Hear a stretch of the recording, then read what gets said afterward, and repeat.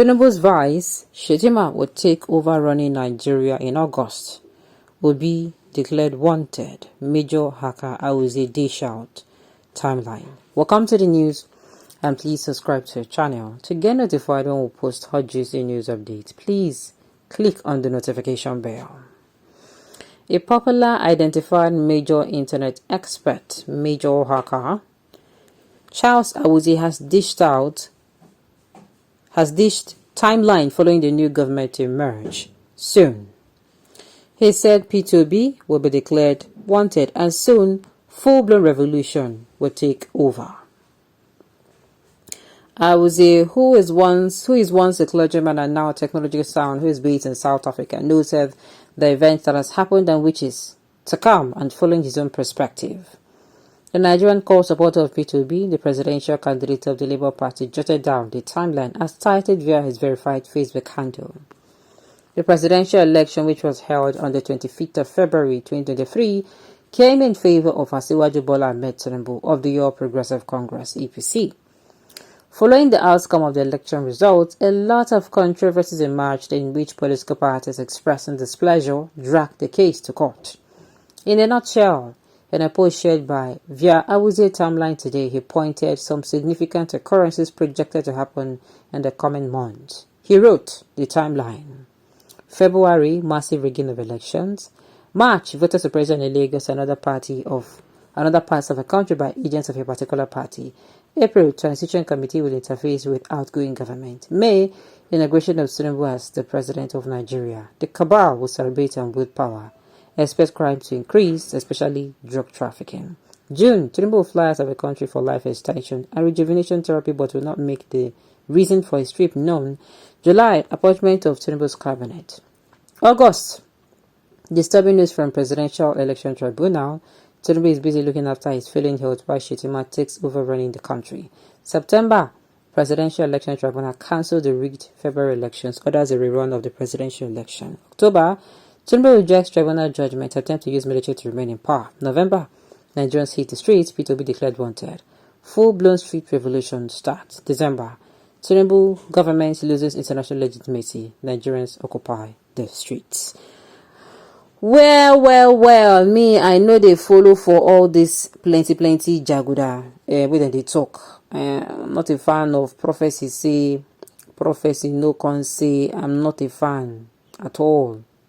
All I know is that, with everything going on, it's the revolution that is going to happen in Nigeria. It's no longer far. I'm telling you, I'm just hoping that we don't have a crisis before that revolution. If a crisis happens before that revolution, wahala go gas. I keep telling people that people have reached their breaking point. They can no longer endure what the government is doing to them. Nigeria is a land flowing with milk and honey. Place where you go, be say you go do wow. All those fine places where you go do wow. Waiting then get, Nigeria get them times 2. You go to some places, most especially Dubai, you see how everything is pem. Everything is, looking so soft life. Their soft life there is softened. It's giving everything it's supposed to give. You get those people. They no get half of what Nigerian gets. I am not joking. They no get them. Now, that is why I'm saying, do you now know what it means? Do you know what it means now? Everybody don't tire. I'm not a fan of this, what's it called? Like I said, this prophecy, but you see, as for revolution, sooner or later, it go happen. You get, sooner or later, it go happen. And it is not going to be funny. People don't reach, everybody don't tire. Everybody is tired. Everybody is at a point where, I've said it before that 2 years back, 1 year back, people were saying, make we just wait for the election don't reach. People use borrowed patience, they wait. People use borrowed life, they wait.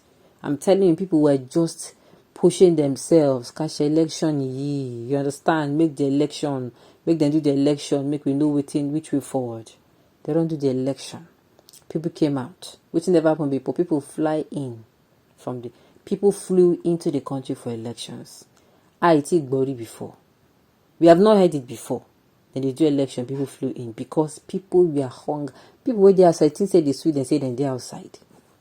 You think say they sweet to go sit down for person house. My sister, no matter how they treat you, there is no place like home. No matter how welcoming. You will feel there's this, when you're there your house, you can do any you inside you feel enter your, let's say you have your house, your own house, as a full-blown adult, and there's your parents' house. I kid you not. If you enter your house, if you get tired, no matter how disorganized the house day, even though the house you go first you first put your head down, sleep first, make you no go faint. But if you never person as if you enter house, no matter who you be, if you tell you so, guy, please the kitchen, you go wash, sweep this house, do this one. As tired as you are, you get.